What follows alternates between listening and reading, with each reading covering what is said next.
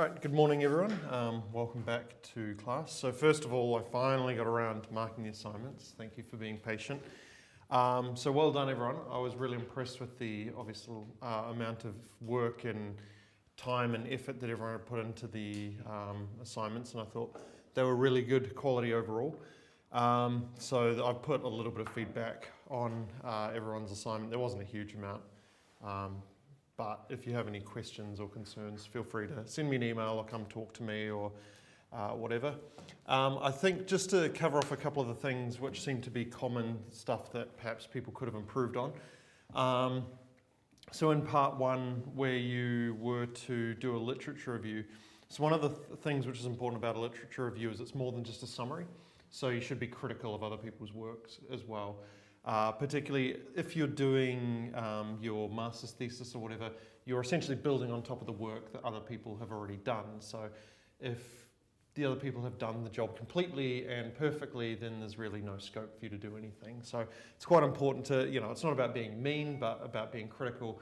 These people did this, but they overlooked this thing that I think is quite important, or that their results showed that while their system was marginally better, it wasn't significantly better or whatever. I mean, there will be cases where you will generally say, well, okay, these people did an awesome job and I'm really finding difficulty trying to criticize it, in which case, then you can talk about the limitations of their study, because it's not like they've done everything in that. So you could say, while the authors of this paper did an excellent job, they didn't consider this, or they had limited it to, people aged 25 to 35, and we feel that maybe there could be more interesting stuff in there.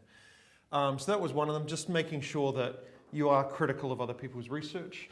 And the other thing was just around, so prototyping is really a learning by doing sort of exercise, and a lot of people had spent a lot of time sort of justifying what they were doing rather than, or it felt like they'd spent, at least in the report, there was more time spent justifying something than talking about what they actually did. It's more like, this is why I did it, whereas really it's more a case, we're exploring, we're learning by doing. So to actually get your hands dirty, do some stuff, it could be like your justification. Obviously there was a part for justification, but the last two parts for brainstorming and exploration could just be a case of, well, I thought, this aspect could be really interesting to look at. And that's enough of a justification for brainstorming an area. It doesn't have to be, well, the research said this, the literature said that.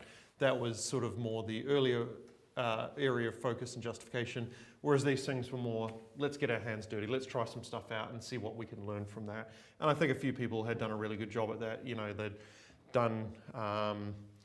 They'd done some prototyping, and they'd said, from this I learned. Or, I didn't think about this thing before it, and then from the prototyping, it suddenly became obvious. So that was really good. So yeah, otherwise, I think everyone did a really good job, and you should all be proud of yourselves. Well done. And just those things to keep in mind, particularly, I guess, brainstorming and exploration. You'll do more of that in the project. So you have a project week, I think, after Easter, and then there's the 3 at the end, after the end of all the lectures. And there we're really... So I think Rob's getting pretty close to nailing down what the project's going to be and who the commercial partner is and everything. And at the end of that, they're really going to want to see what you guys have done more than why you've done what it is. Because I won't go into too much detail, because I'm sure Rob will probably want to tell you, but they have a certain thing that they want designed and built and everything, and they're more interested in seeing the thing rather than why that was what you chose to do. Cool. All right, any questions about the assignment at this stage? Previous assignment or the new assignment? Not at this stage. Okay. Gonzalo's always got questions. Which is good. I love having questions, because it means at least somebody's paying attention. Okay, cool. So we'll continue on with the Unity stuff today.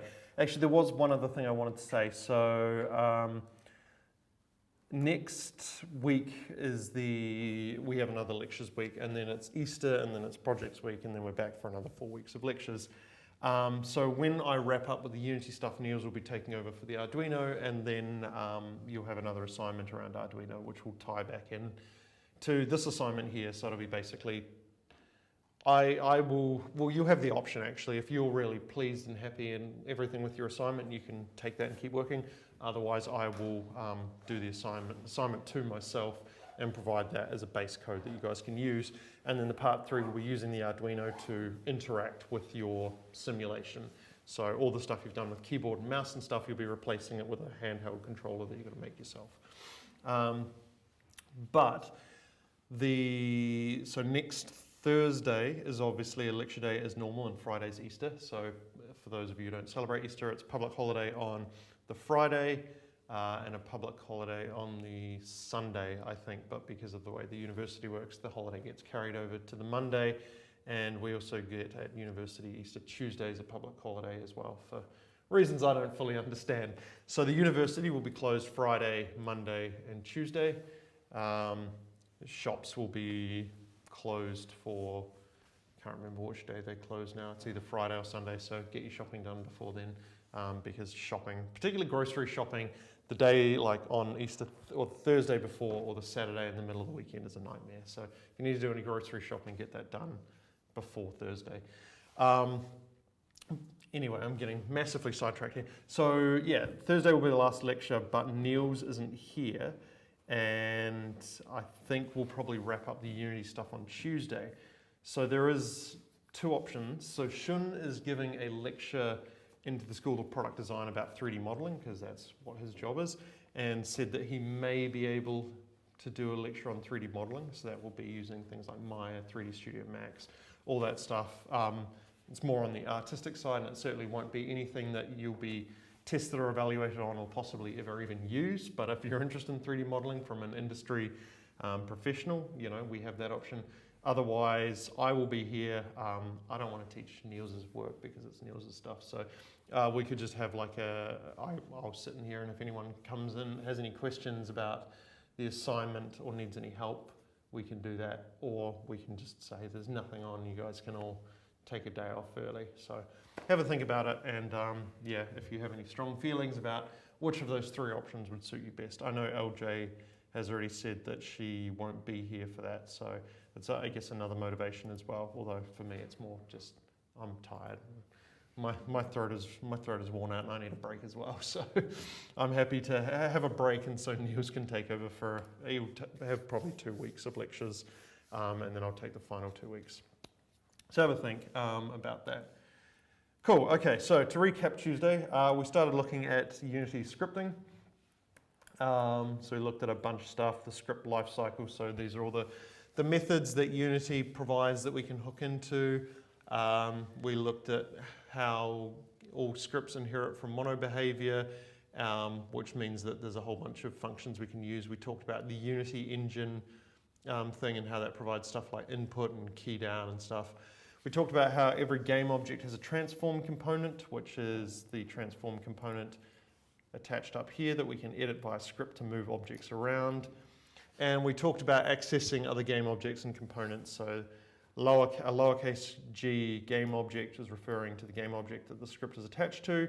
Lowercase t transform is referring to the transform of the game object that the script is attached to. And uppercase G is basically provides some helper functions to let us find all game objects, so everything in the scene. Then we talked a little bit about interaction.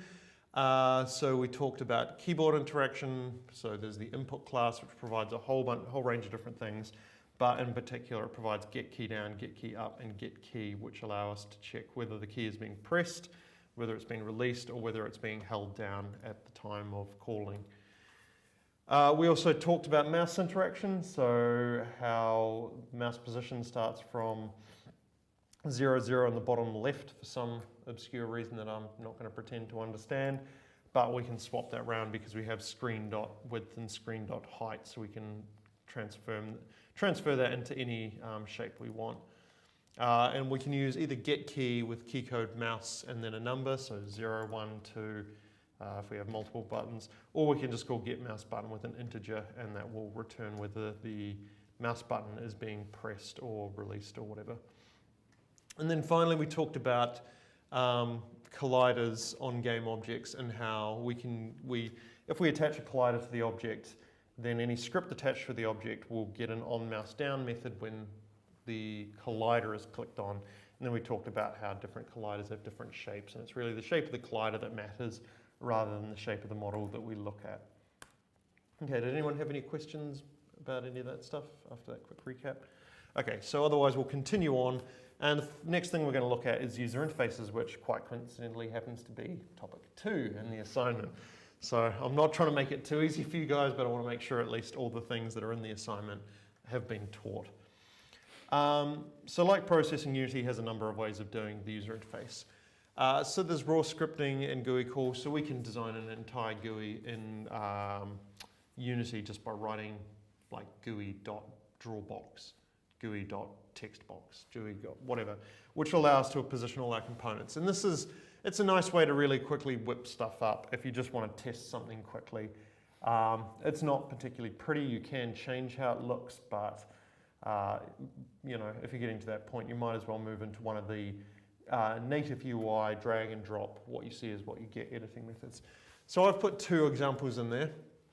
There are third-party libraries like like NGUI, which is kind of becoming less and less relevant these days. So before Unity 5.4, I think it was, 4.6 actually, sorry, there was no built-in GUI stuff. So when we started teaching this course, there was no built-in GUI stuff, which made it a bit of a nightmare. Then Unity actually hired the guy who wrote NGUI to basically build the UI system directly into Unity, and we ended up with Unity's native UI, which is actually quite nice and has some quite cool things. Okay. So raw scripting. So the GUI, when we're doing stuff in raw scripting, there is, like most things in Unity, a class which allows us to do that. And in Unity, that class is called GUI. So we can call GUI dot, and you see there's a whole bunch of various functions or static methods that we can call to draw various things. So we can draw boxes, as I said, we can put a button, we can draw textures, labels, text areas, toggles, a whole range of stuff can be done just by writing text.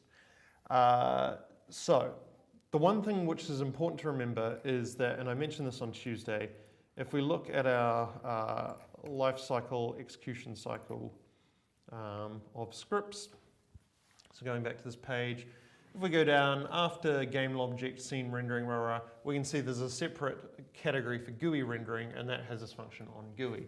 And on GUI is basically, done after all the rendering. So anything we do in on GUI will be rendered after all our 3D models. Because ideally, you know, if we have a GUI, it usually wants to be on top of everything else, really.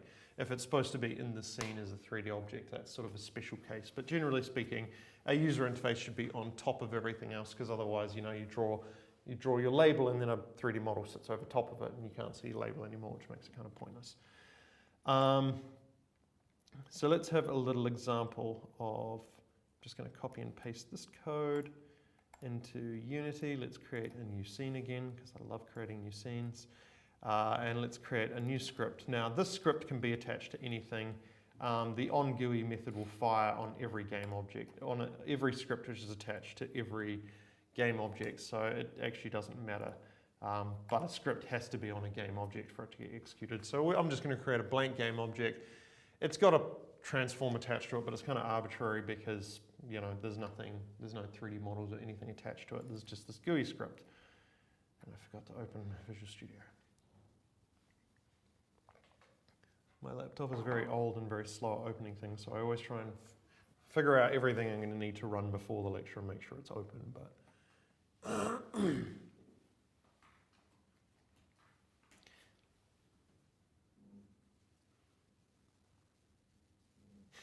otherwise, we're stuck in this situation where we're sitting there watching a little icon bounce up and down for some. There we go. Okay.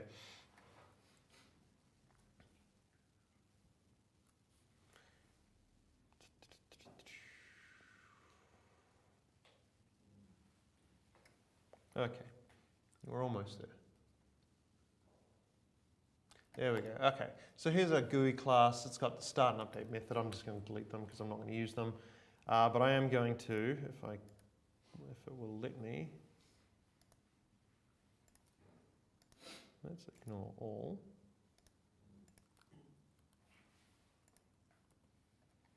Re.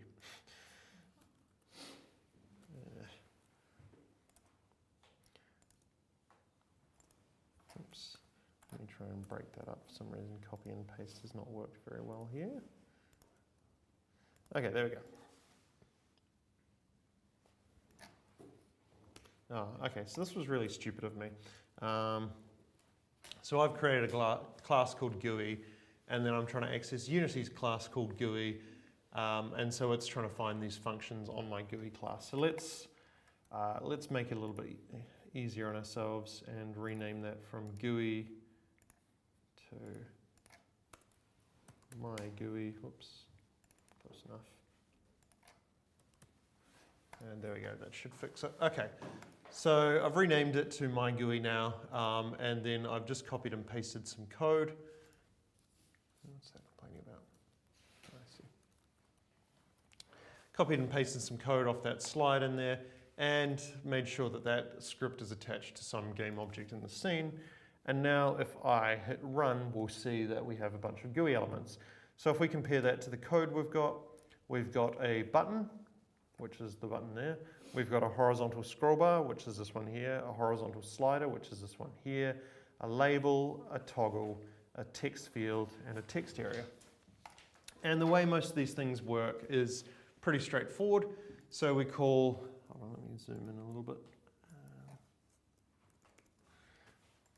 So every GUI thing takes a rect. So a rect is a class type in Unity which holds a rectangle. So every object takes GUI.button, for example, takes a rect, and in the rect the values are the X position in X, so 100, the position in Y from the top, which is 100. Again, the UI goes from the top left, so why the mouse position is from the bottom left, I don't know, but it just is. So 100 by 100, 100 pixels from the left, 100 pixels from the top, and then width and height. So it is 100 pixels wide by 100 pixels high. And then finally, there is this, the text which goes in the button, my button, or alternately, if we, if we edit the definition so it pops up with the little tooltips, we can see I can scroll through a few different things. So I could put some text in there, I could put an image as a texture in there, I can change the content and style and all sorts of other bits and pieces if I want. But again, you'll probably find very quickly that you don't actually use this, overusing the what you see is what you get, so I'm not going to spend too much time on that. So the simple ones, my button, or the button just has a rect and the text. The label has a rect, again, left, right, width, height, and a label. Oh, sorry, we're actually looking at my label here. The toggle has the rect, the name, and also whether the toggle should be checked or not. And text field and text area also just have a rect for their position and then the text which should go in them. The horizontal scroll bar and horizontal slider are the two odd ones out here, and that's because they take the, let me try and remember how this works. Left value, right value.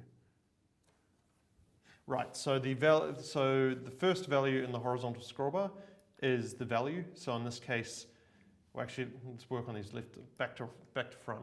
So the last two values is the value at 0, or the value at the far left and the value at the far right. So in this case, I've said 0 and 100.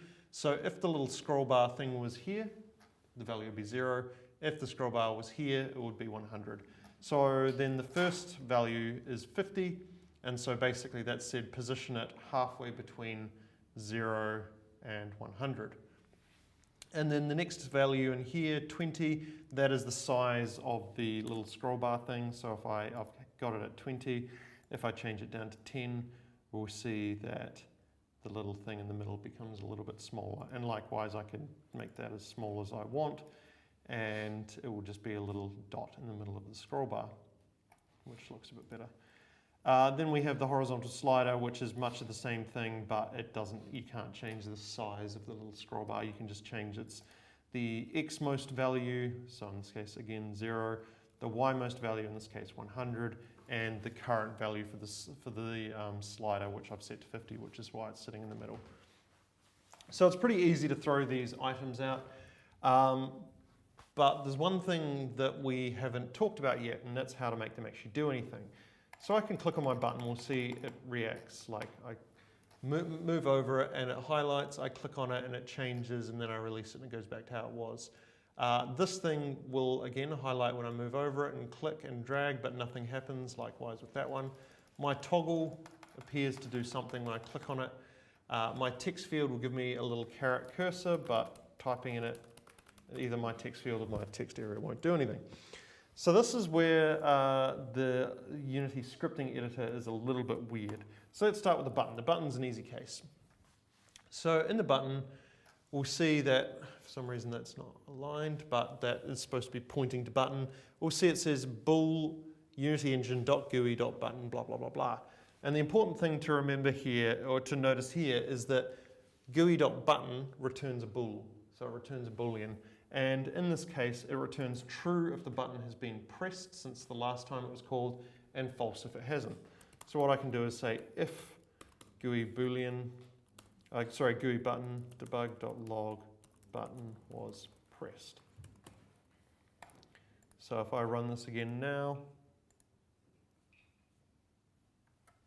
and tap on button, you can see every time I tap, it will say button was pressed. And when I don't tap, nothing will happen.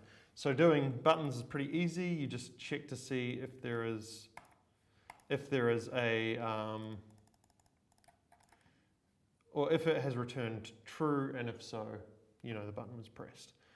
What about these other ones? Well, label doesn't do anything, so that one's fine. So we'll move that one up with the button. What else have we got? We've got a toggle, a text field, and a text area. So toggle, let's do that one next because that one is fairly easy as well. A toggle also returns a boolean as to whether the button or whether the toggle has been enabled or not enabled. However, if we look at the function definition for toggle, it also has a boolean for a value, which is the value of whether it should be shown as toggled or not toggled. So we have this sort of this thing where it will return true or false if it has been toggled or has not been toggled, but it's also up for me to display whether it has been toggled or has not been toggled. So the way we deal with that is we say boolean toggle value is false, and now I put that in there, so that will do exactly the same code because we've just changed it out from the false value to a boolean with that value. But what I need to do is I need to update the value of toggle value depending if it's been toggled or not. So what I can do is that there, toggle value equals GUI toggle. So this way, it'll start out false, so it will print out, or it will draw my toggle unchecked, and then if I do choose to toggle it, it will update the value of toggle value to true, it has been checked, and then the next time it comes around to draw it again, this will now be true, so it'll draw it with a checked value in it. So just to show that, helps if I save first. If we run this now, you'll see I can click on it and it will check my toggle, and I can uncheck it. And if I wanted to do something, so I wanted to only change the, wanted to print out something when the toggle was true, I could print out something like debug.log toggle is on. And that will print out when the toggle is on, but actually it'll only do that if I put in an if statement. So if toggle value, toggle is on,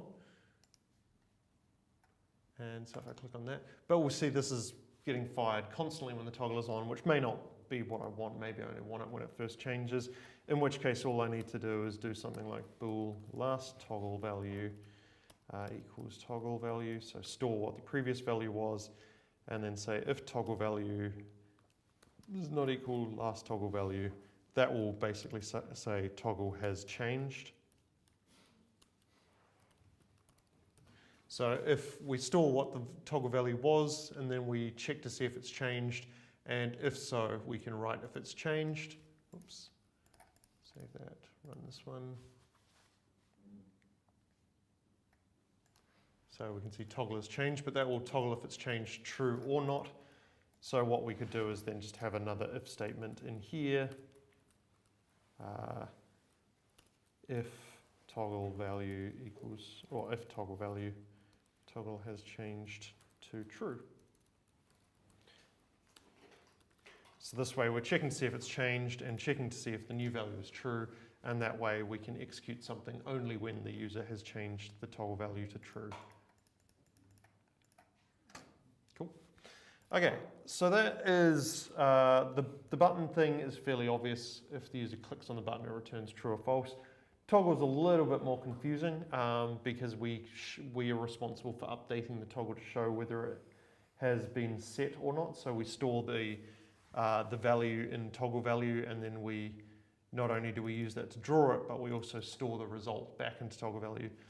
So it's a little bit, takes a little bit of sort of mental gymnastics to understand how that works, but hopefully you guys can sort of understand that, and which, you know, is important because it's actually exactly the same results for the rest of them. So I mentioned, for example, or the same procedure rather for the rest of them.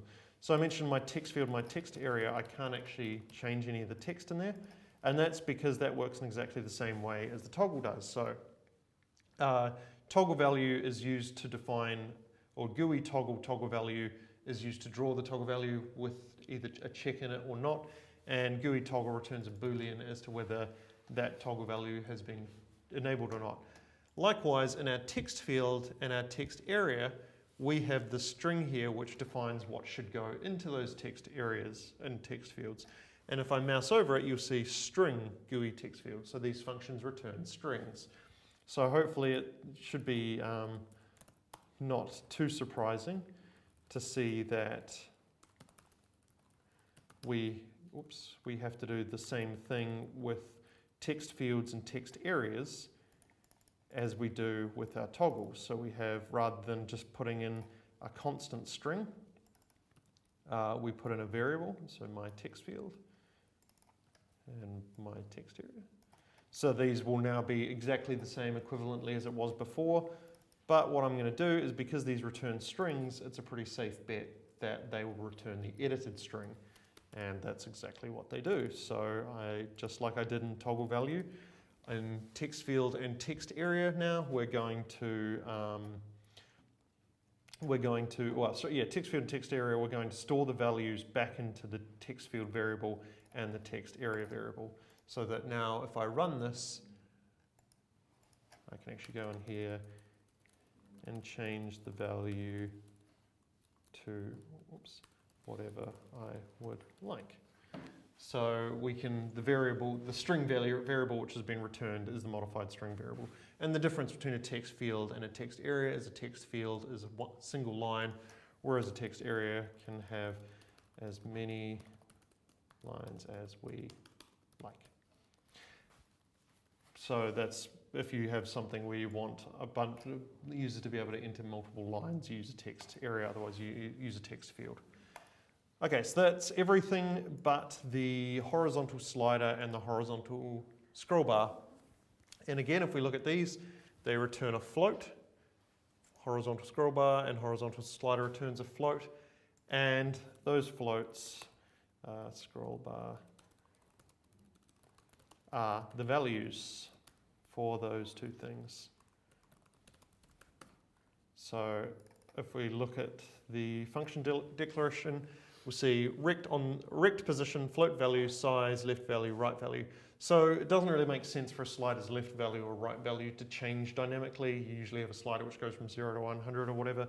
The size shouldn't really change much. Maybe if you're in a text document and you're editing it and it gets longer, just like this scroll bar here, if I keep on adding lines to it, it's going to get shorter and shorter. So maybe you want to change the size of it. That's fine, but it's not something that the user is necessarily going to do. That's something that your code will do, so your code will automatically update that thing. But the one thing the user can do is change its position. and its position in this case is represented by that value. So our scroll bar value is that one there, and likewise our slider value, we're not really going to change the start and the end values, but we will the user will change the slider value. And again, these functions return their values if they've been modified. So scroll bar value equals scroll bar, and slider value equals slider. And if we run this now, you'll see we can click and drag these slider values and do stuff with them as well. So that's the Unity scripting editor stuff. It's not too bad. If you want to whip up something quickly, it's not horrendous to do so. If for the assignment you choose to do this, that's absolutely fine with me. I'm not expecting you guys to do a really flash UI for obviously part 4, which is adding flair. You can, make a nice flash UI and you'll get awarded some points for that. But if you choose to do something else interesting in the adding flair and you just have a user interface which looks like this, you won't be penalized for that. Although it would be nice if you guys at least have a play with the Unity UI stuff as well. So that's the raw scripting user interface. As for the native UI, which is, I'm pretty sure the name they're still using, that came out in Unity 4.6, which seems like a lifetime ago now, but it was actually probably only a few years. They introduced a new what you see is what you get, UI creation tools. And it's actually really good. So Unity obviously runs on a range of different devices. So it runs on PCs, it runs on mobile phones, it runs on things.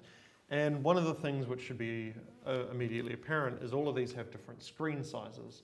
So if you use something, if we created a thing like this and we've used raw pixel values, so I've said this should be 100 pixels by 100 pixels, what happens if my window is a different size? So 3 by 2, so we haven't talked about this yet. In this game method, you see we've got a drop-down list and I can go through and change to see what it would look like in various resolutions. Okay, so there's a bunch of standard ones, 16 by 10, 6 by 9, but we can also change down to 640 by 480. So 640 by 480, my UI, which was previously in the top left corner, 640 by 360 is now actually taking up quite a lot of my screen. And likewise, if I'm on a much larger screen, it's quite small. So the obvious, it's probably less of an issue on PC, but particularly on mobile, and I'm just going to switch over to a mobile version. Or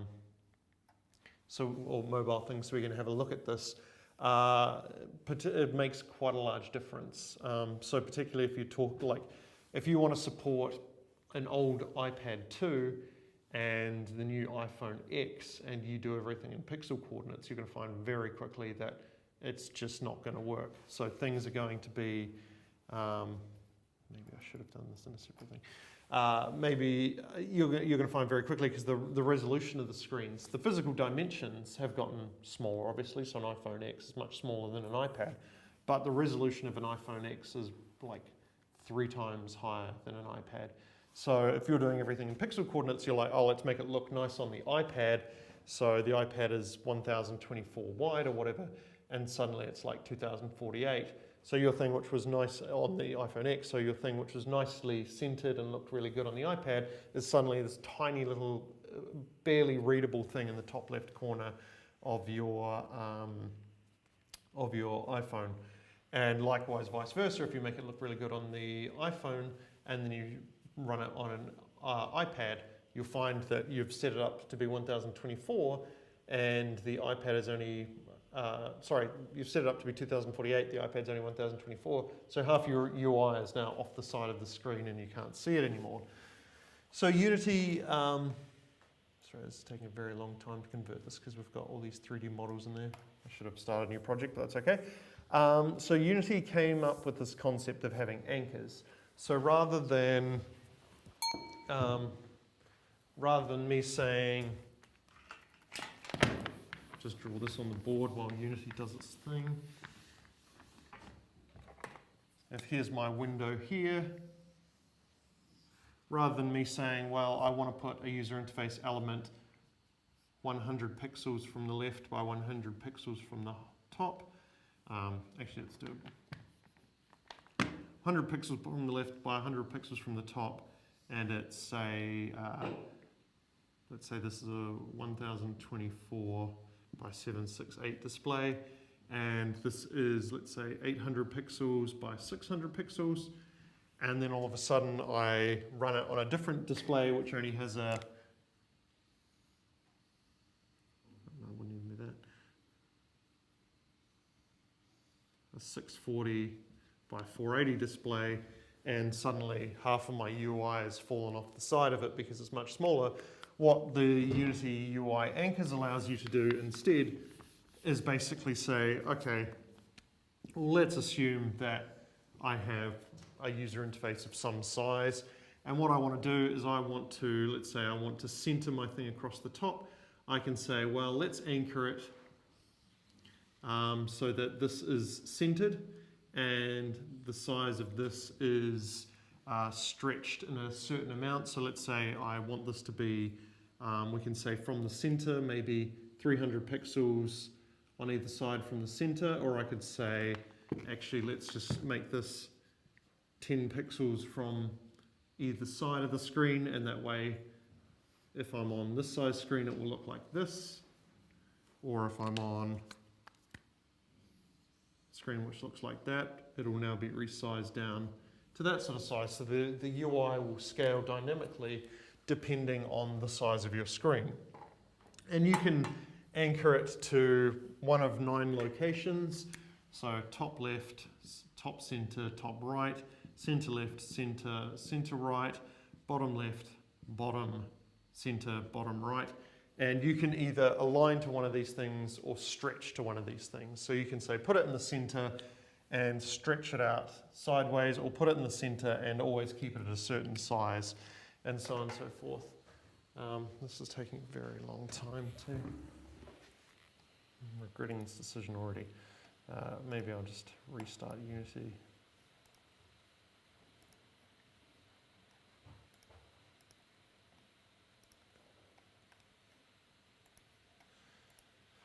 Okay, so, and the functionality is fired using callbacks, which is kind of nice. So what callbacks are is it is a method. I'm just going to create a new project so I don't go through that again. Turn that one off, What callbacks are essentially, they're functions that get called, like on mouse down or update or start, but you get to define them. So in your, and we'll see some examples of this, you write a script with a function that say you want to call when a button is called or when a button's pressed. So you call it my button pressed, and then on the button you basically say when the user presses on it, call this function in my code. So I will show you some examples of this once Unity finally gets its act together. But there is also a tutorial video. So when this came out, this was the tutorial video that Unity officially released to go along with it. This is about 40 minutes long and necessarily stuck in the game world. Also, part of the power of these rect transforms is we also have anchors, and I'll go into that in a little bit more into detail. So yeah, I got all sorts of things, anchors and other bits and pieces. So this is quite a good video. This is how I taught myself how the Unity UI systems works when they first brought it out. We still use in my company InGUI, but that's because we were doing GUI stuff before Unity had a UI and nobody could be bothered transferring it over to the native stuff. But as I said, the Unity UI was actually built by the guy, from my understanding, the guy who did InGUI, so they're actually quite similar in a lot of ways. Okay, so let's have a little look. So if we go into game object, you can see we've been using create empty. We've thrown in some 3D objects, some lights and stuff as well. But you'll see there is also a UI element. And if I click on this and select text, you'll see that now we have this weird two-dimensional box kind of in space. So what we need to do if we're doing 2D editing is in scene, you'll see there's this 2D, a little button up here, and if I click on that, that will align the camera so that it's 2D and allow me to edit any user interface stuff. So we can see down here I have a text box. It's a little bit hard to see because we're quite far zoomed out, but there is my text box. And if I click on this icon here, so if you remember we've got like move, rotate, and scale. This one here is for editing user interface elements. and it's called the rect tool. So yeah, we'll come back to that in a second. But if that's selected, I can click and drag on these corners and I can move stuff around. If I make it into negative size, it'll give me a little warning to complain. But I can basically move that wherever I want on my screen. And you'll notice what's happened is in my hierarchy now I have a canvas. So the canvas is basically for our user interface, and all the user interface elements I add will get automatically stuck underneath that canvas. So, but they are game objects like any other game object. So we can click on them and we can see that this text has a text script. We can see the button has an image and a button script. And inside that button it has the text, which is that text which sits inside the button. One thing to note though is that in normal 3D game objects we have a transform, whereas in 2D game objects we have a rect transform. So that's sort of the one time that transforms are not in a game object, is when the game object is part of the user interface, and in that case they have a rect transform. And this rect transform is what allows us to anchor components. So what I can do, you'll see as I move this around, we can see the position X and position Y are changing. I can click on one of these corners and drag it and you'll see the width and height are changing. Also the position X and position Y are changing in this case, and I'll explain why in a minute. We also have some anchors and a pivot, and we can also rotate and scale our object as well. Okay, so let's have a look. Actually, I again wanted this to be in mobile mode. Oops. So I'm just going to put this into iOS mode so that it's running as if I'm building for an Apple device. And the main reason I want to do that is because now I can go into game and we can see we've got a whole bunch of different things for iPads and iPhones. So I can basically choose this to show what it would look like running on an iPad 2 or an iPhone X. So we can see if I make my button look good on iPhone 2. So let's make this a bit bigger. Cool, that's looking nice. And make my text box, make my text a little bit bigger so I can read it. Oops. Cool, there we go. So this looks quite nice now on my iPad, but as soon as I change it to my iPhone XS, the button is suddenly a lot smaller, and it's for some reason now it's in the middle of the screen rather than at the top of the screen. So I say, okay, well that's fine. Let me make it look nice on the iPhone S. So I'm going to move this up. Select the button rather than the text. I'm going to move this up and I'm going to stretch it out so that it looks nice. Cool, that looks good on my iPhone X. Let's see what it looks like on an iPad, and it's completely invisible because we can see here the little white box was showing me the scale screen, and now it's way too big and it's hanging off the top. Okay. So what we want to do instead is we want to just arbitrarily pick a screen size. It doesn't really matter too much, but probably if there's a specific device you're targeting, it might be good to go with that. And let's have a look at how we can do this. So I mentioned we had this concept of anchoring, and in the top left corner of the screen we can see this thing which looks a little bit like a target. And if we click on that, you'll see there is a whole range of different anchor points or anchor presets, and these correspond to what I said before. So we can anchor our user interface element to the top left, or the top center, the top right, the left, middle, center left, center right, the bottom left, bottom center, and bottom right. So at the moment, the fact that it looks like a target is actually because it's centered. We can see this extra box around here. It's centered on center. So I change the size of my, let's just move this over here, change the size of my display, this will actually always maintain the same distance from center. So it's actually measuring that distance from this little target, shows the center of the canvas or the center of the UI. So that distance from there to there will actually always be the same regardless of my screen scale. But that's not what I want. This is a thing which should be at the top of my screen. So what I can do is I can change this instead to anchor at the top of the screen, and now we can see that that little thing has moved to the top, and so that's showing this is actually where it's anchored to. So it will always maintain that same distance from the top. So I can change it from iPad 2 now to iPhone X, and we'll see it's now always staying the same distance from the top of the screen, which is actually closer to what I wanted. But if I go iPhone X, XS, that's quite nice. It's got like a fairly even gap between the top of the screen and the sides of the screen. But if I go back to my iPad, you'll see that it's hanging over the edge of the screen. So what I could do instead is go to this and say, okay, well actually I don't want to center it. I want to, and these ones around the outside here are for stretching. So I want to anchor it to the top, but I want to stretch the control for the distance. So if we have a look at this at the moment, we have a position X, which is its position relative to, because we've anchored it to the center top, it's relative to the center, and a position Y, which is its position relative to the top of the screen. So it's 166 pixels from the top of the screen to the center of that button, and it's 0 pixels from the center of that screen to the center of the button. So if I change this from being, and its width is 1000 and its height is 188.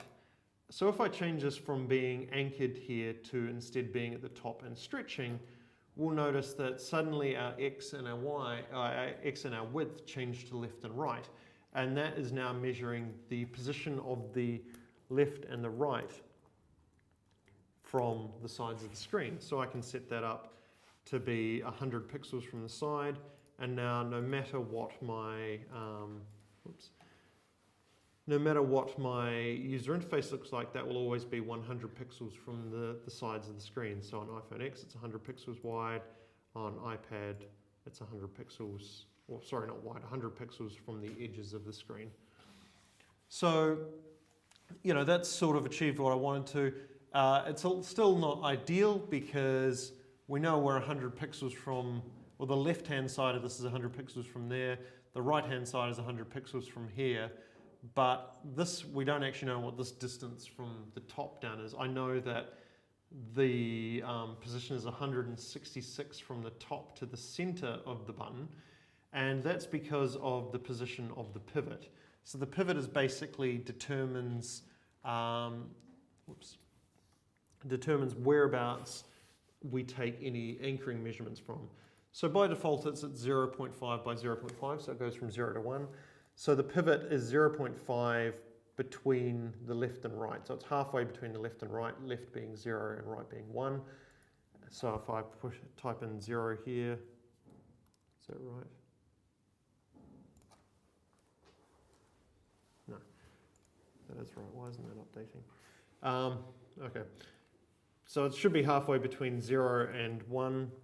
For some reason that little button, that little circle in there should be moving, but it's not, which is annoying.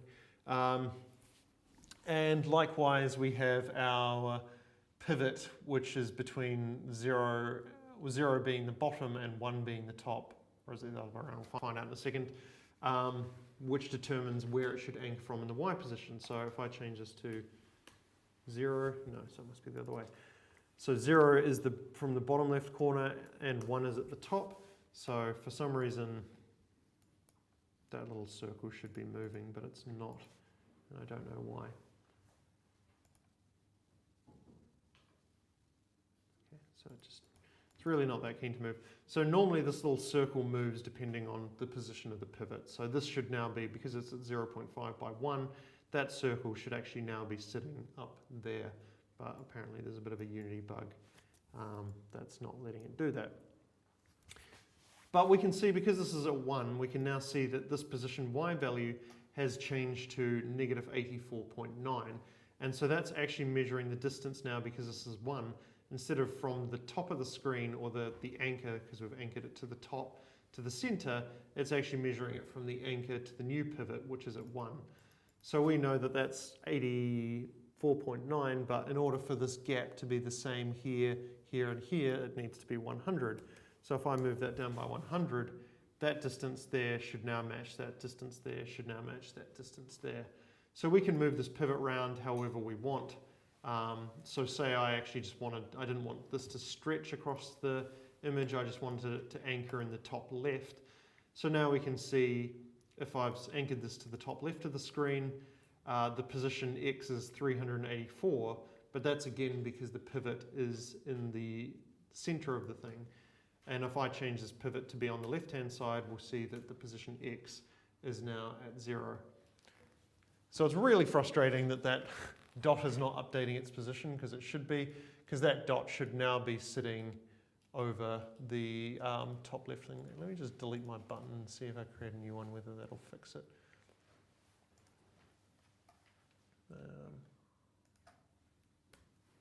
No, so for some reason the Unity UI is being a bit screwy at the moment. But that usually when you use it, if you change that pivot, it will change that position of the dot, and you know wherever that, or that donut shape, I guess, wherever that donut shape is where it's anchoring to. The fact that it's not moving makes it quite hard to visualize. Okay, so there are a few other things we can do in here which is of interest. So say I've got this anchored for whatever,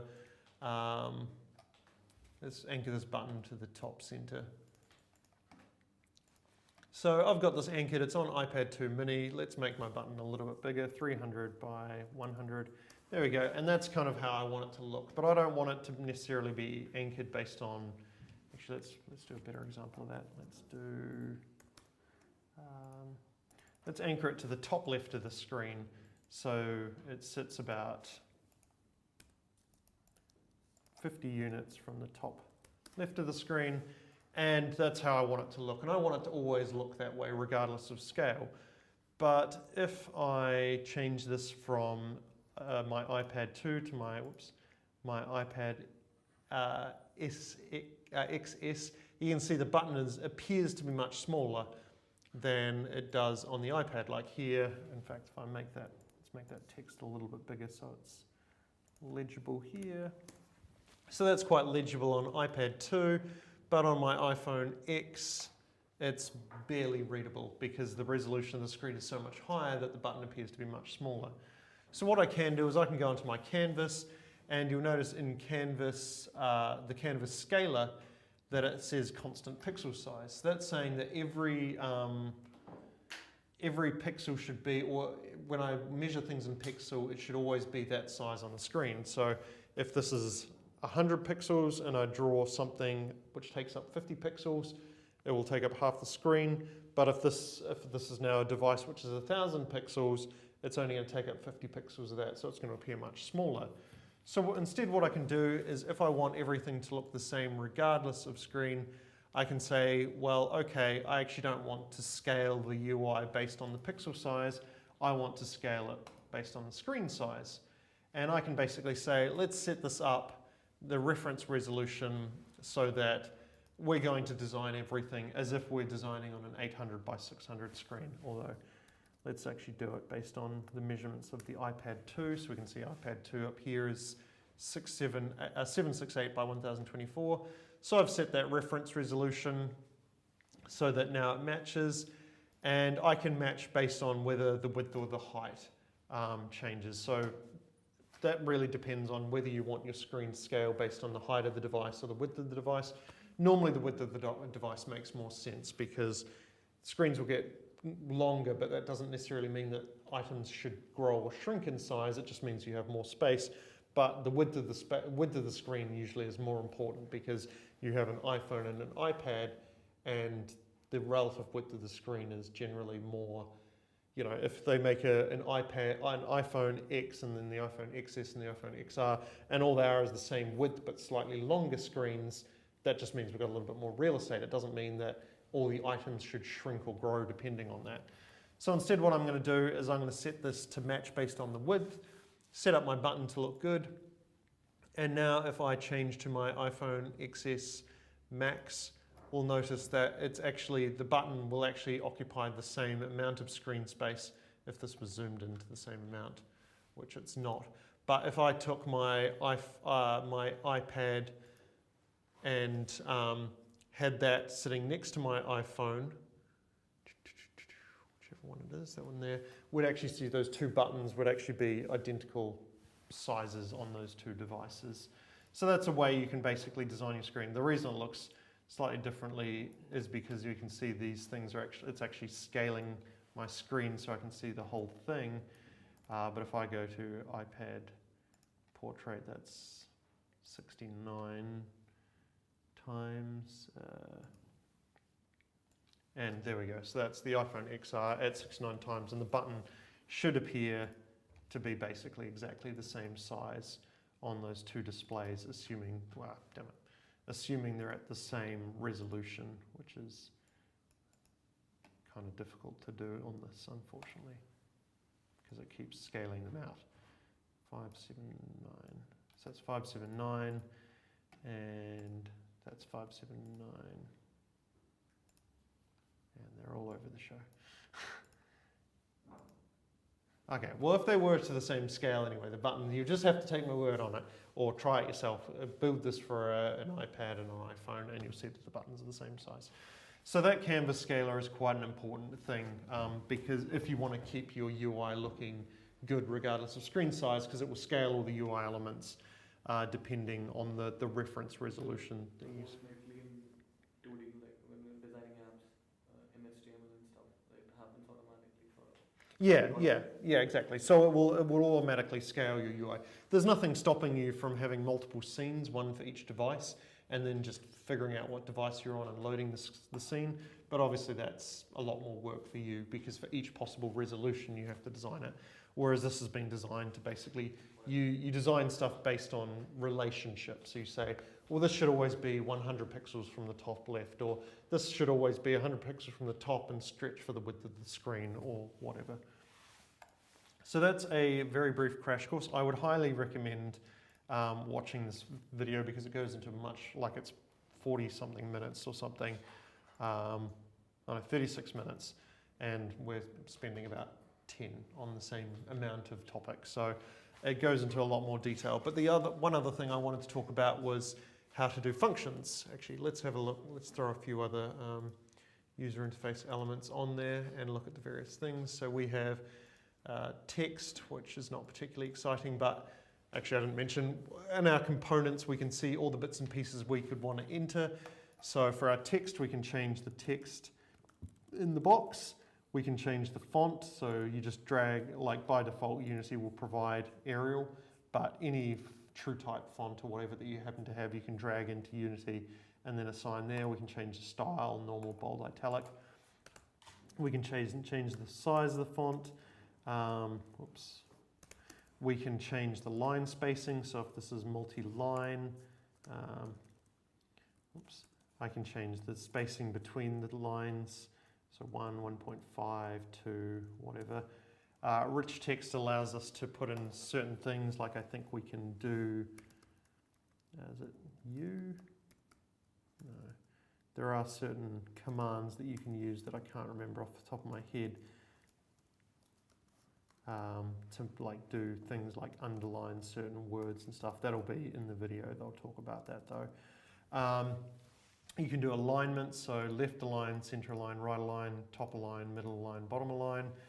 Horizontal overflow, do we want to wrap? So if I type, let's make it top left again.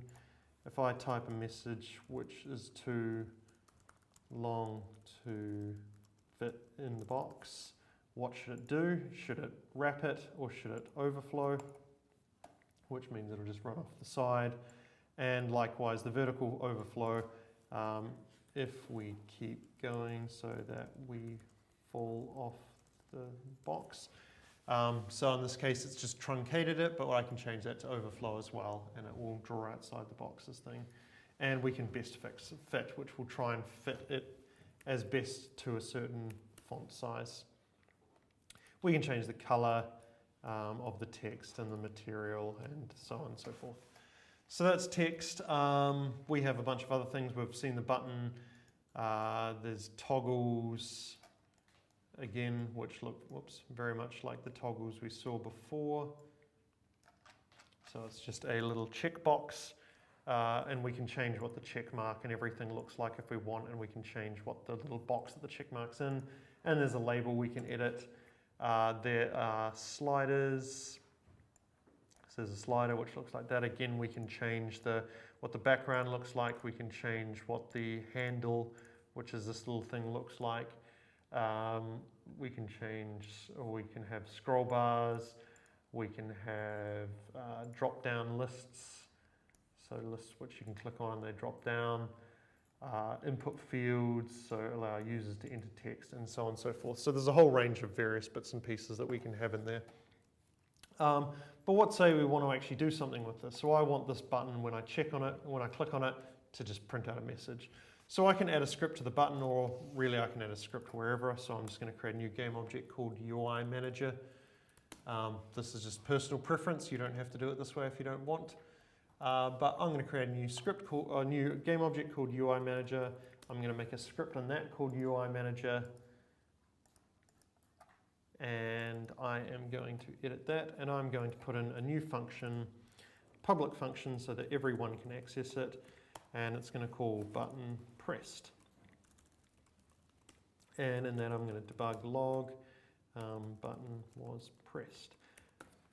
So we've got a script in there now with a function called button pressed, which prints button pressed. If I run this and tap on the button, nothing will happen though, because I actually haven't hooked up that button to the script. So in order to do that, all I do is click on button, and you'll see that has, in addition to the image, which is the image of the button and stuff, it has a button script. It has interactable, which I can check, which will allow me to click on it or not. It has a transition, which is what happens when I click on it. So its normal color is white. As I move over it, it stays white. As I press it, it stays gray. If it's disabled, it's like semi-transparent gray. Or I could change it to a sprite swap, so change it from one image to another one. Or I can change it to an animation, so the button will move around. But let's just leave it as color tint for the moment.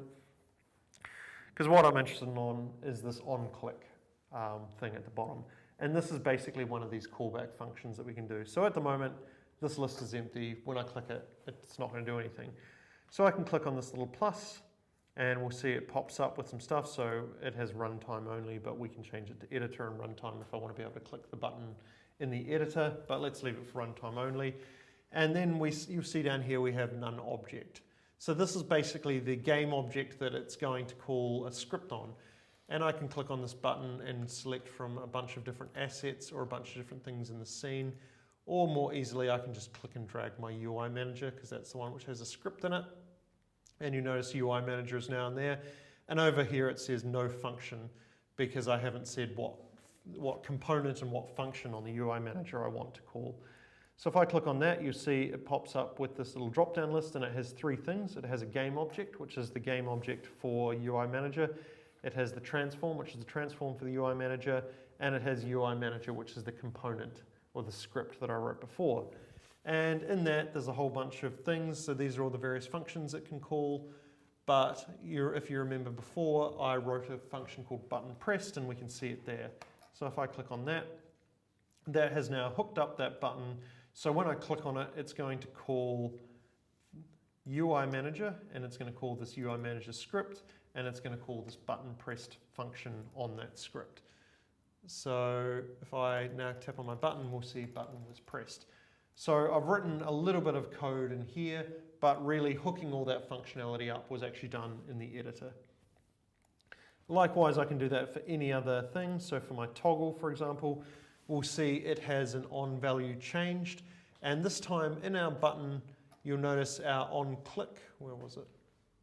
Our on click just says on click, and there's nothing in the brackets. But in my toggle, it says on value changed, and inside brackets, it's got Boolean, which means that if I'm going to write a function, I should write it public void toggle changed, and it should take a bool, which is the value for the toggle. Debug log toggle was changed value, and this will print out the new value for that toggle. And hooking it up is exactly the same.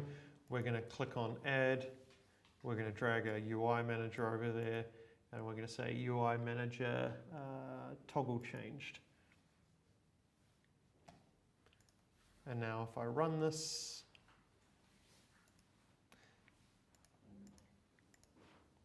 okay, so that actually didn't work properly.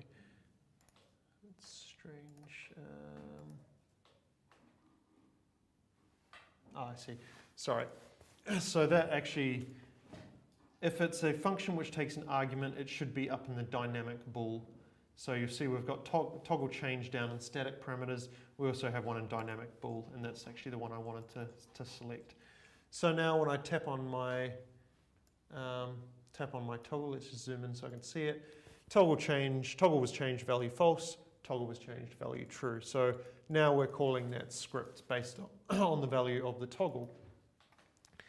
And there are a bunch of other things we can do. So the slider, you'll see it has on value changed, and that passes in a single, which is a floating point value, which will be the value of that toggle. So you can do all these various things.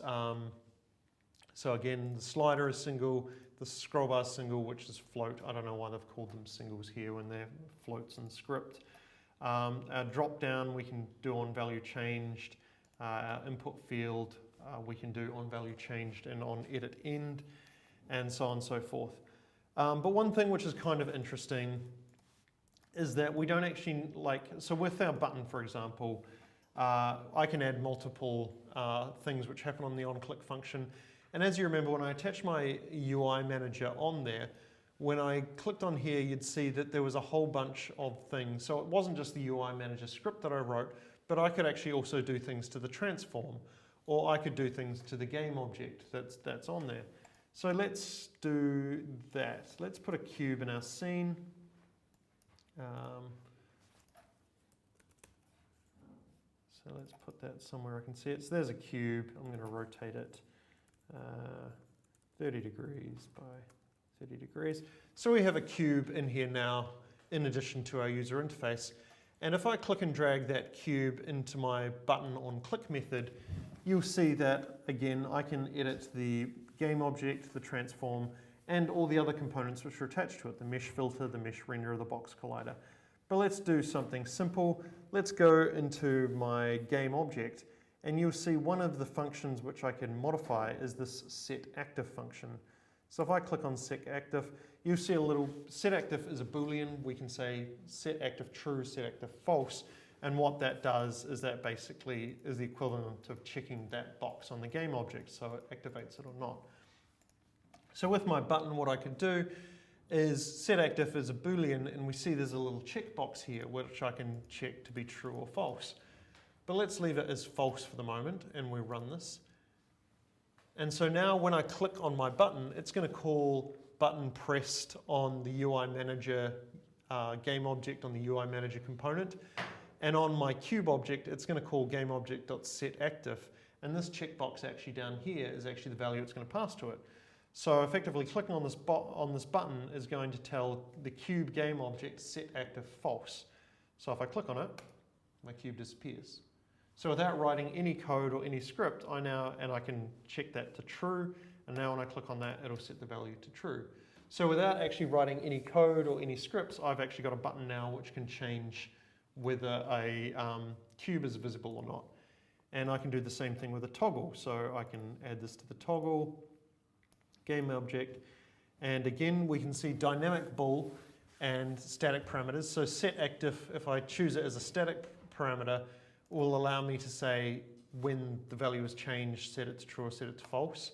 But that dynamic thing means that it will take the bool value here, so whether the toggle has been set to true or false, and we can use that in the setActive function. So what we've done now is in our toggle, we're going to call, whenever the value of the toggle is changed, we're going to call setActive on that cube game object with the value of the toggle. So at the moment it's true. If I click on that, that's false. If I click on it, it's true, false, true, false. So we're actually hooking up user interface elements without writing a single line of code to actually modify various things in scripts. And we can actually call anything. So I said before on our button pressed function, because a button is either pressed or not, it doesn't have any other value, we could leave it blank because it's never a Boolean or a string. But I can actually change that to a string. or rather I can add a string, so the button name, for example, and then I can say button name was pressed. And if we go back to our button, if I go UI manager button pressed, you'll see now it's button press string, and I can edit the value for the string. So my button 1, and let's throw another button in there. Let's move this one down to the bottom right corner. And I'm going to say in this one, when it's called, it should call button pressed with the string my button 2.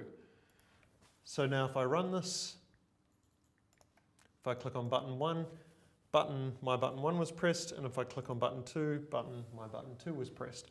So I can actually write my function however I want, with whatever arguments I want, and then I can actually pass in those arguments as part of this callback function, which is quite powerful because I can have one function which does a lot of stuff depending on which button was pressed.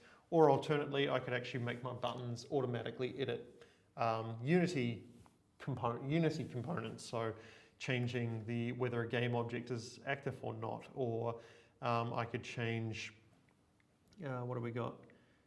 The material, for example, on a mesh renderer, so change it to a different colored material, or enable or disable box colliders, or I could change the mesh on a mesh filter to something else when a user clicks a button. So it's quite powerful, the amount of stuff you can do simply by hooking up these events. All right, let's take a short break there before I blow my voice out, and when we come back, we'll talk about audio.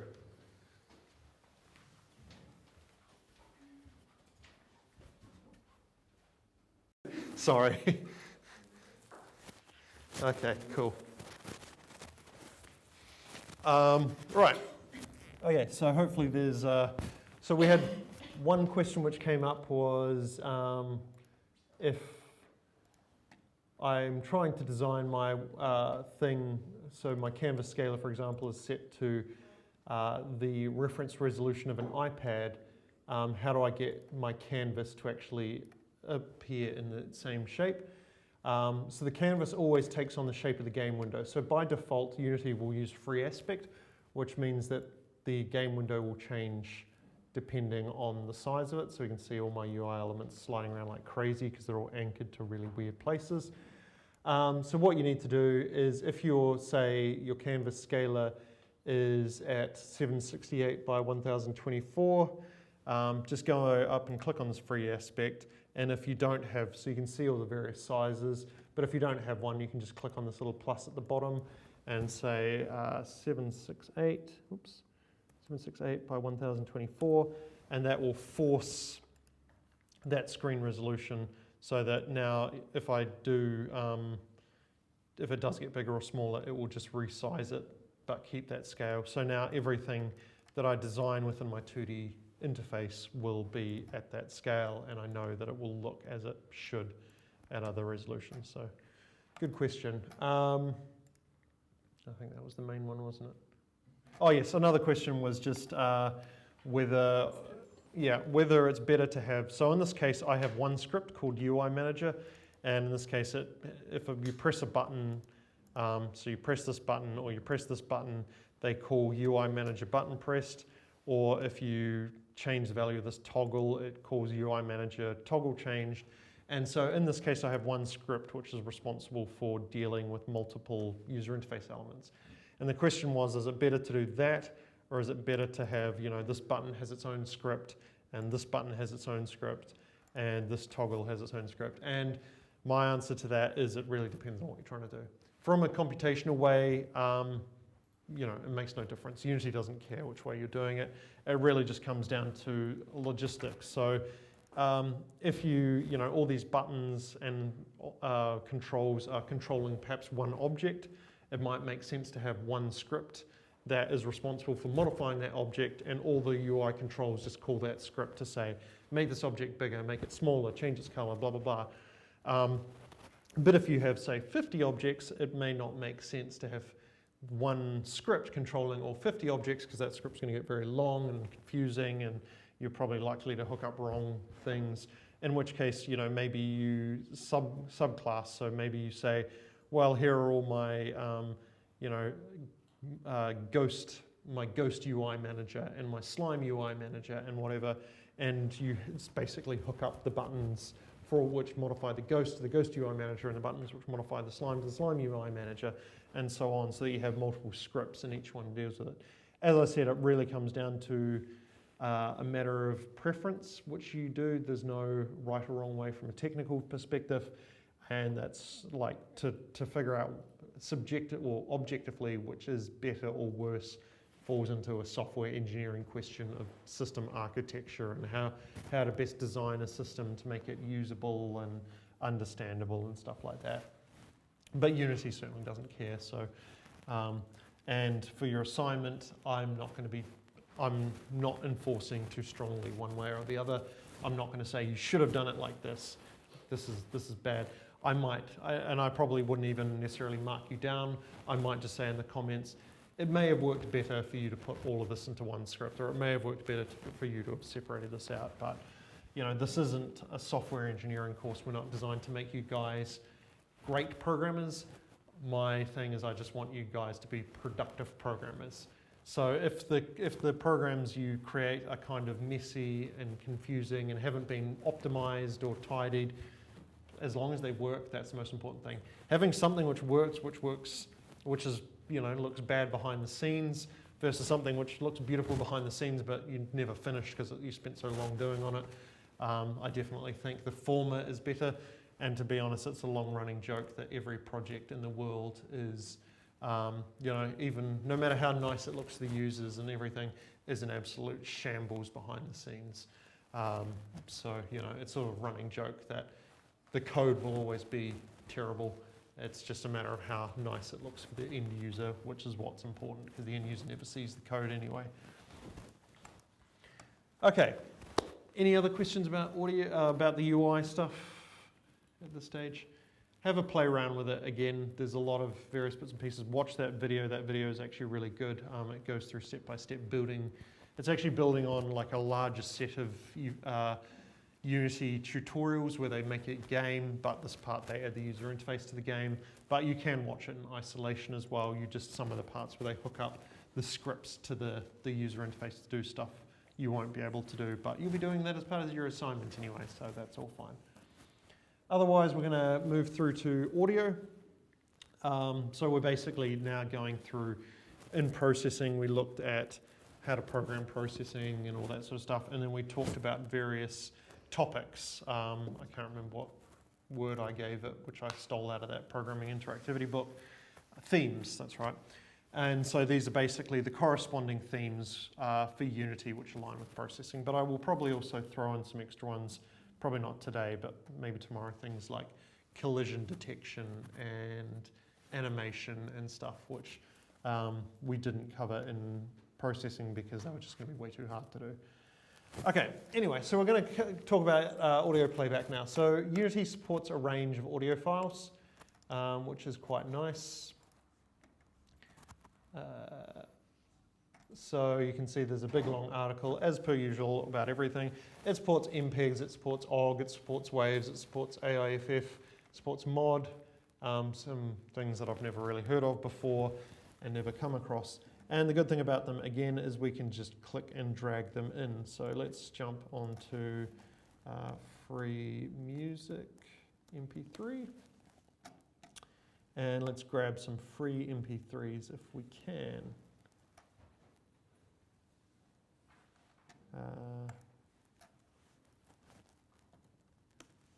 Let's try and find some nice techno music. Oh, okay, that's just YouTube videos. Okay, I'm just going to grab an MP3 out of an existing project rather than trying to find one. So there are actually quite a few good places to get like audio effects and sounds online, particularly if you're not releasing a commercial project, because a lot of them have various licenses that you have to credit the author and stuff. But there is actually a lot of music which is out and about that you can use. But I'm just going to grab one of these ones that I have kicking around. So let's do Mellotron. I have no idea what that is. So what I'm going to do is I'm just going to click and drag this MP3 into the Unity assets, and we can see it appearing there. And we'll see if I click on that in the project, we've got a bunch of input settings and stuff. So I can click on the little waveform and it'll start playing. And you'll see that there's a few options. We can force it to mono if we don't want stereo. If it is in stereo, we can cause it to load in the background, which will use up a little bit extra memory, but it means when we hit play, it'll start playing. We can change the load type to, again, decompress on load, so it will only start, it will unload, will start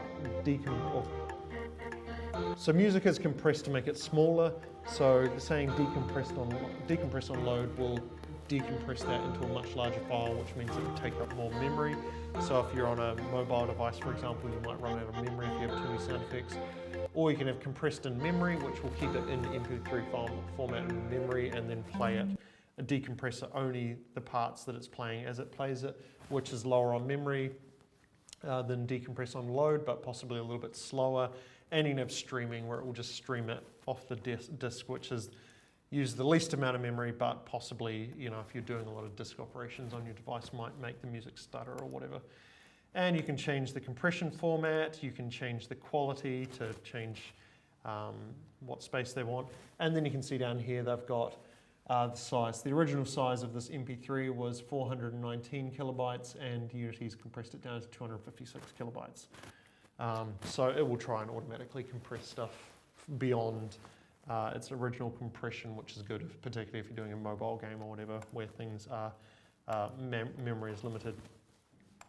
So files are imported as audio clips and are played back through game objects with an audio source component. So let me start a new scene. Let me throw a cube on there.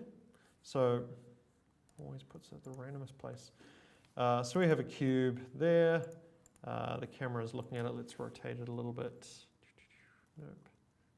Let's do it that way.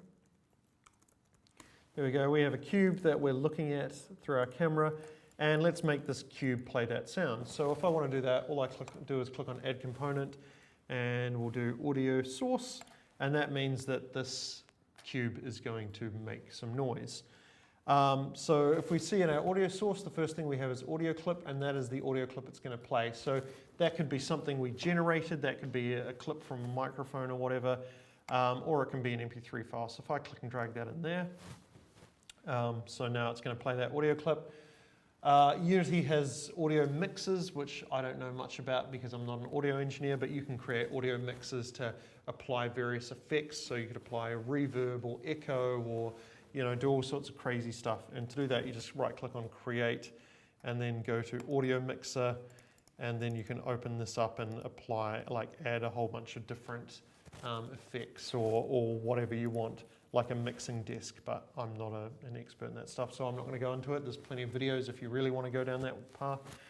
And then we'll see there's a bunch of other things on the audio source. So we can mute it, which means that it will play, but no sound will come out. We can bypass various effects, so don't play any effects that may be on there. So with the audio mixer or an audio mixer applied to the listener, don't make it put reverb if we have the thing set up that there should be reverb, so we're in an echoey room or whatever. Play on awake means that it will start playing as soon as the awake function on the audio source is played. So if the game object is active, it basically means it will start playing as soon as we run it. Should we loop the audio file, so once we reach the end, should we start again and playing it? Priority just is more related to what audio sounds, or what audio is heard better and what's played first. Volume is what you'd expect. Pitch is the pitch, so the frequency, how high or low it is. Stereo pan, so we can change from left to right speaker. Spatial blend, we can change it to being a 2D sound, so we just hear it in stereo, versus a 3D sound, so depending on its distance and everything, we'll hear it in more 3D. We can change things like the 3D sound settings, like the Doppler level, so as we're moving closer and further away from an object, it will make noises like an ambulance, as an ambulance drives past, it goes wee, wee, wee, wee, wee, as it goes past, so the pitch of it will change depending on whether it's moving away or closer to you, and you can edit that Doppler 3D sound effect down here. But let's just have a simple example. We have our audio clip, which is attached to our audio source. It's going to play on awake, and it's going to loop. So if we hit play, we can hear that music is playing, and that music is attached to that cube. So if the cube disappears, so does the sound. So here, where is my cube? That way. So at the moment, you notice as it moves further away, as it moves close to the camera, it doesn't actually change anything. And that's because we have set this up to be, our spatial blend is only 2D. So regardless of where it is, it will always play at the same volume, it's 2D. So what I can do though, is I can change the spatial blend from 2D to 3D, which means that as it gets closer, it gets louder. As it moves further away, it gets quieter. So what else can we do? Well, as soon as I make something a 3D spatial blend, it also has a Doppler effect. So if you listen closely, you'll hopefully hear it. As I move the object closer to us, it'll sound like it's speeding up and it'll be higher pitched. As I move it away, it'll be quieter and slowing down.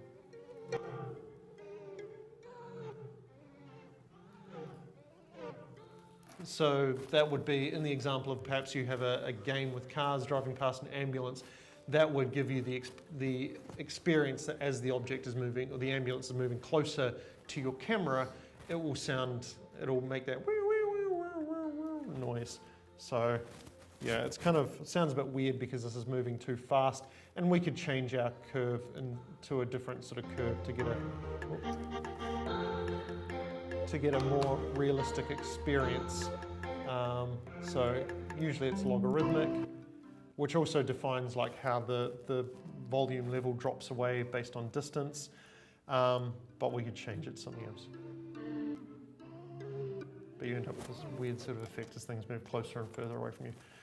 Okay, so that is an audio source with an audio clip attached. The other part of that equation is that every scene must have one and only one audio listener. And if you think of if you think of an audio source as being like a speaker, then an audio listener is basically like a microphone.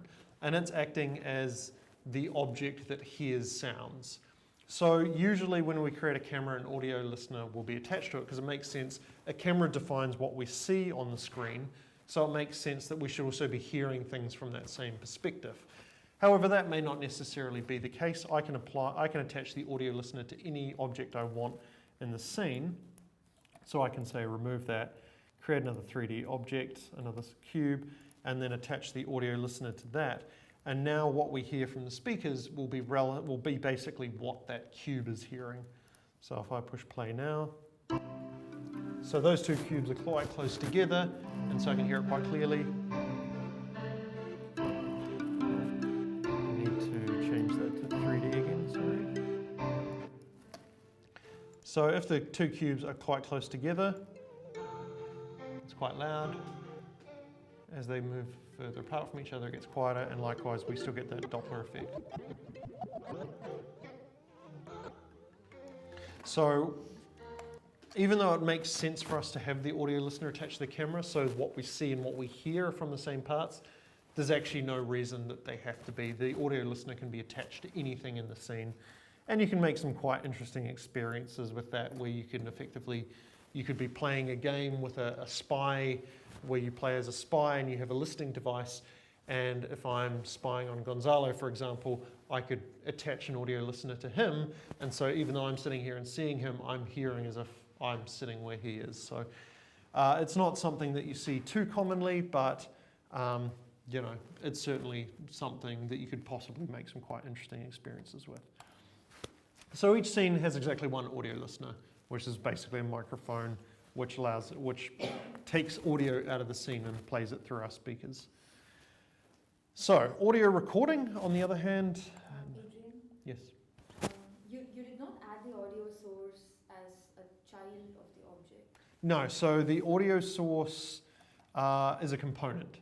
Okay. So Can it be added as a child? so we could add a child object, and then we could add the audio source to that. It works the same way, right? Yes, exactly the same way. It will basically act as if as any other game object.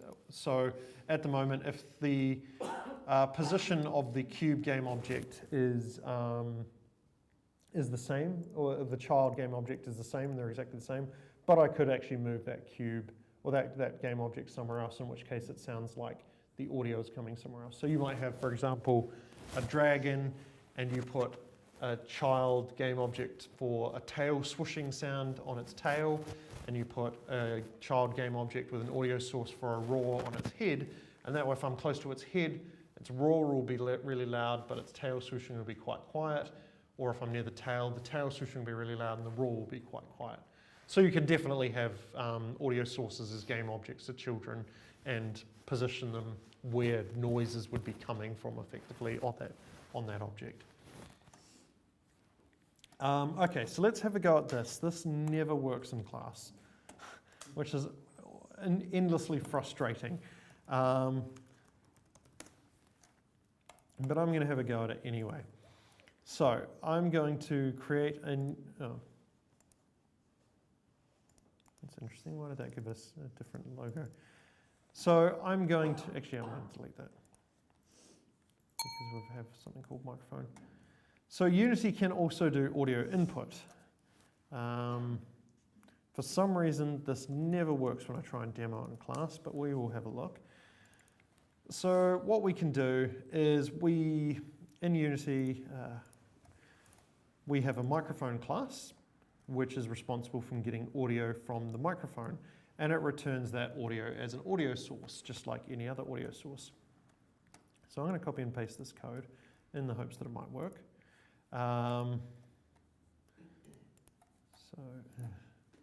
So sometimes I find Visual Studio will screw up and it will start saying things don't exist which do exist, in which case usually what I have to do is just go File, Close Solution, and then open it again, and hopefully now everything will work. Okay, so let's put the audio source as a public variable, and that will be the audio source that I want to attach the microphone to.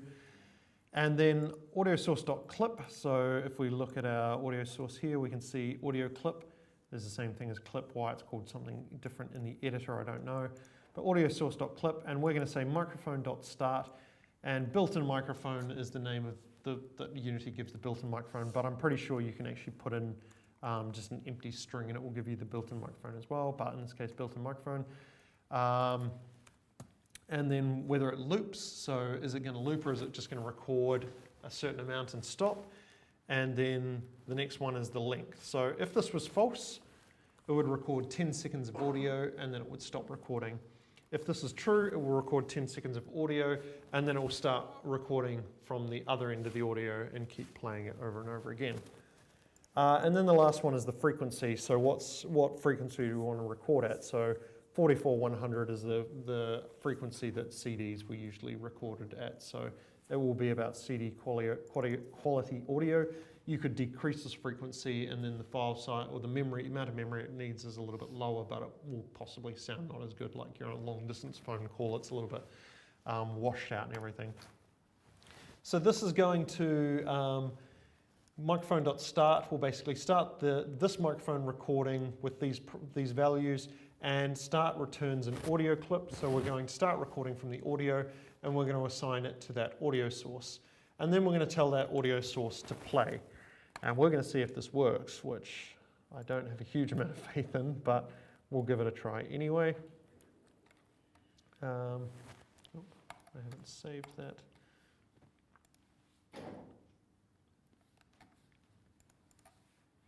Okay, so I'm going to drag that audio source into my microphone so it knows to attach the microphone audio to that. Let's position that back on that cube. We've got an audio listener. We need to put an audio listener back in the scene. Let's get rid of that cube because this is the one with the audio source. Okay, so we've got my microphone script, which is hopefully going to record some audio or set up the microphone and attach it to this audio source. And that's attached to this cube, and my audio listener is on the camera. Let's see if this works. So we've got our microphone. Okay, so it's recording me and playing it back at the same time, which sounds horrific. But hopefully this should be playing back through the speaker. Oh, I probably need to set that to loop as well and run that again. And now hopefully, if I move my cube closer to the camera, or actually let's just, rather than doing that, let's just make this, that is on 2D Now, Spatial Blend. hopefully, There we go. if I move my cube closer to the camera, So it's recorded 10 seconds of audio, Let's and now it's just playing it let's back just make through this- that. that is on 2D Spatial Blend. There we go. And because it's in loop, it's now recording the recording of me talking. So it's over recorded it 10 and playing seconds that of back. audio, and now it's playing. So this is going to get louder and louder as it keeps recording over itself. And because it's in loop, it's now recording the recording of me talking. So what we could do, we could reduce the length of that clip down, and then we'd get less of a delay. So hopefully now we'll only have like a second delay between when I'm talking and what's playing through the screen. And there are other things we can do with that as well. So we can, well, let me try this, because sometimes, again, this works and sometimes it doesn't. So what we can do is we can actually say while microphone get position is 0, is that right?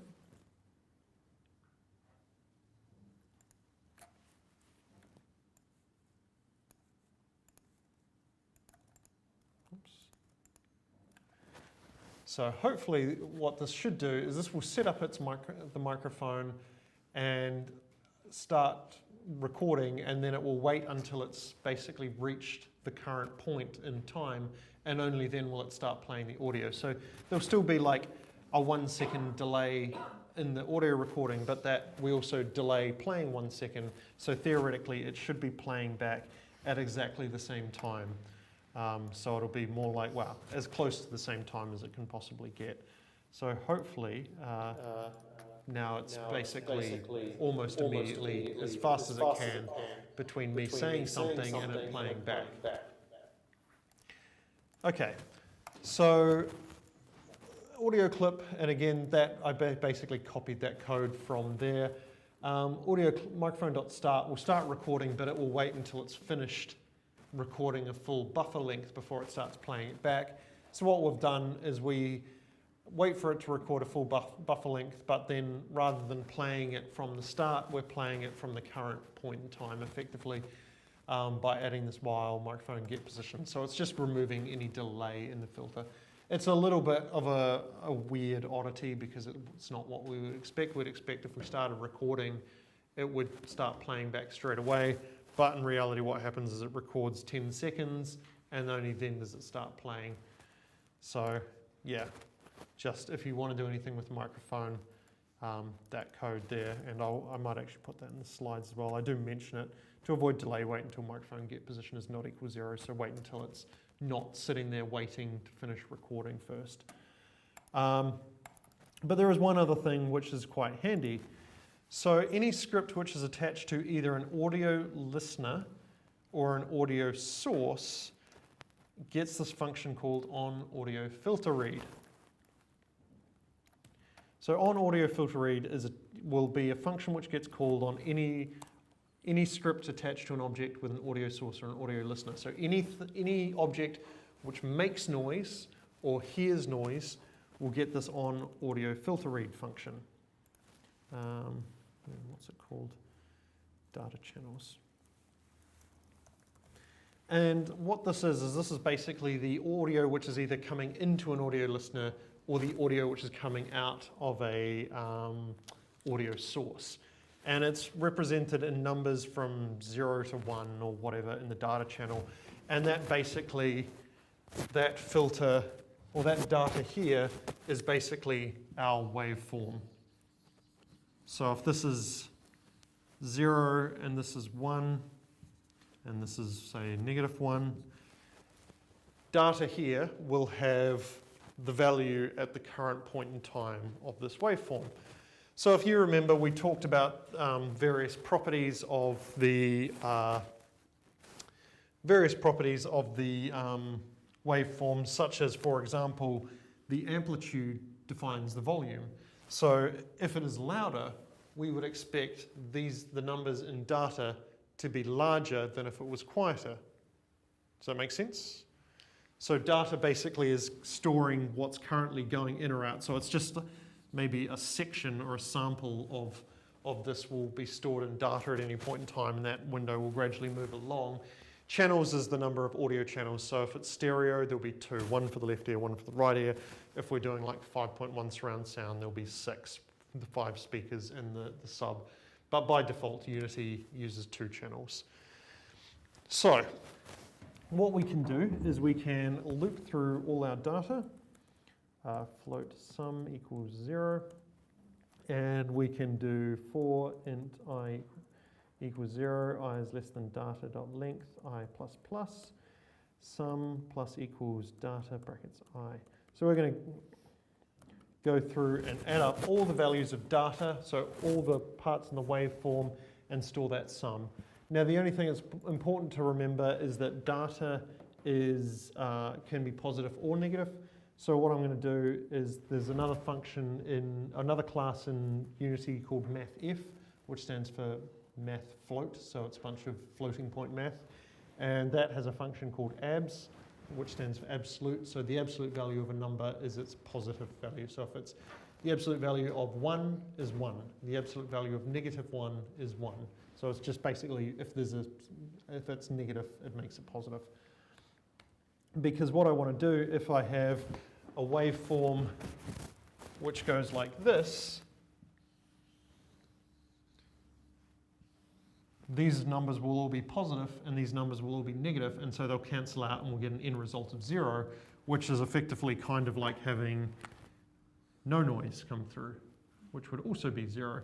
So by calculating the absolute value, effectively what I've done is I've said, well, actually, let's make the waveform look like this and add all these numbers up, which is going to be a number which is greater than 0. And obviously, the louder it is, the larger that number will be.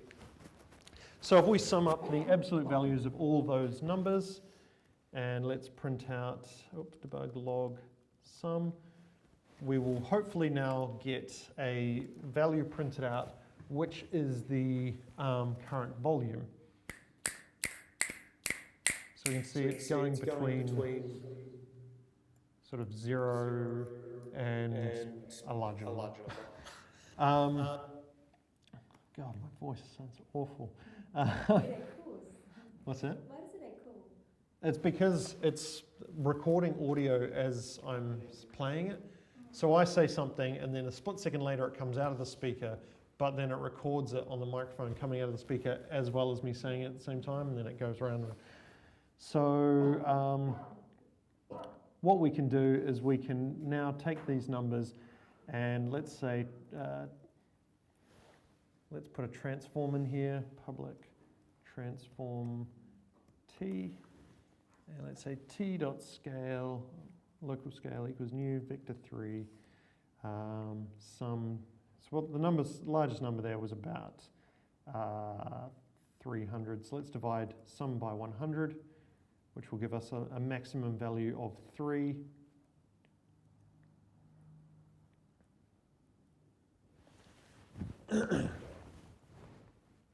And on that microphone script, I'm going to throw that cube in.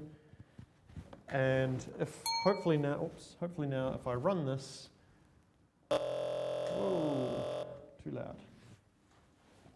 Okay, so I forgot about that. So on audio filter read runs in what's known in programming as a separate thread. So it's actually running separately to the rest of Unity, and I can't edit the value of local scale. So what I have to do is let's make sum a public or like a class variable, and then I'm going to say each time sum equals 0, and then I'm going to put my thing which updates the scale into the update method, and that should hopefully keep it happy.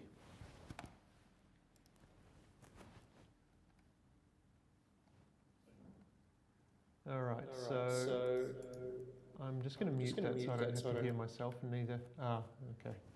No, that's not going to work because that'll mute everything.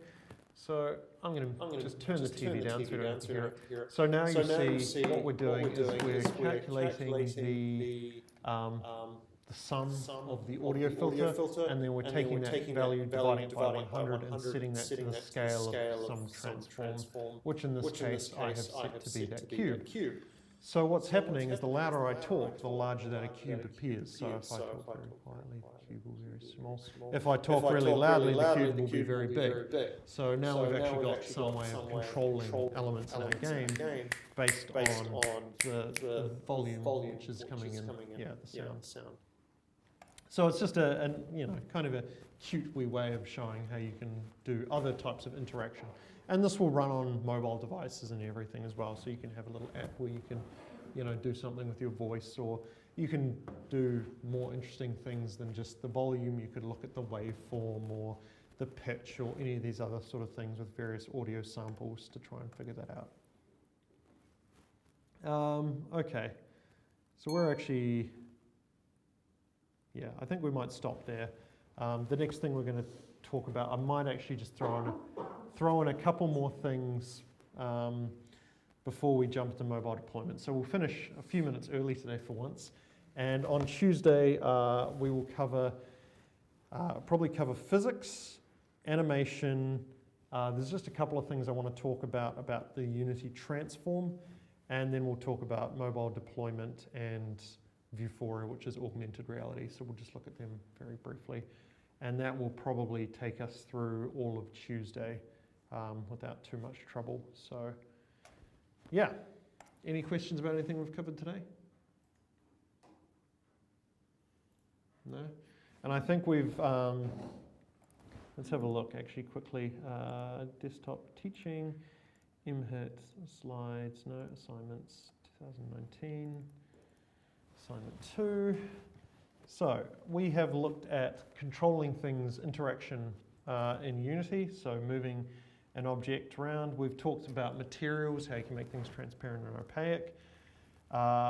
We haven't talked so much about the tolerance, so that is something that I need to, let me add a few notes so I know what I need to talk about.